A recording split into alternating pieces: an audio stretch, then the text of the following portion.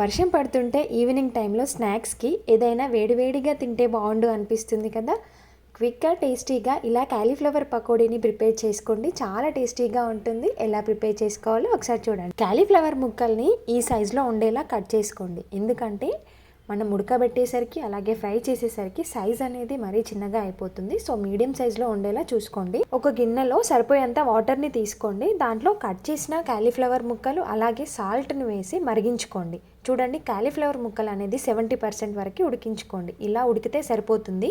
వీటిని ఒక బౌల్లోకి వేసుకోండి. దాంట్లో 2 టేబుల్ స్పూన్ కార్న్ఫ్లోర్ పిండి, 1 టేబుల్ స్పూన్ బియ్యం పిండి, 1 టేబుల్ స్పూన్ శనగపిండి, కొంచెం కొత్తిమీర, కరివేపాకు, అల్లం, చిటికెడు పసుపు, ధనియాల పౌడర్, గరం మసాలా, రుచికి సరిపడా కారం, ఫ్లేవర్ కోసం కొంచెం కసూరి మేతి, కొంచెం సోడా, కొద్దిగా వాము, రుచికి సరిపడా ఉప్పు, కొన్ని వాటర్ని యాడ్ చేసి ఆనియన్ పకోడీ పిండిలా కలుపుకోండి. మనం వేసిన పిండి క్యాలీఫ్లవర్ ముక్కలకి లైట్గా పట్టి ఉంటే సరిపోతుందండి.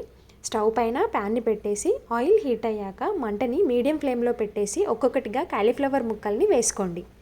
లైట్గా ఫ్రై అయ్యాక ఇలా తిప్పుతూ బ్రౌన్ కలర్ వచ్చేంత వరకు కాల్చుకోండి. ఒక బౌల్లోకి సర్వ్ చేసేసుకోండి. ఇలా చాలా సింపుల్గా టేస్టీగా చేసేసుకోవచ్చు.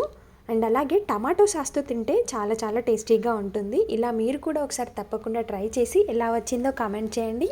అండ్ నా రెసిపీ కనుక మీకు నచ్చితే ప్లీజ్ నా ఛానల్ని సబ్స్క్రైబ్ చేసుకోండి. Thank you.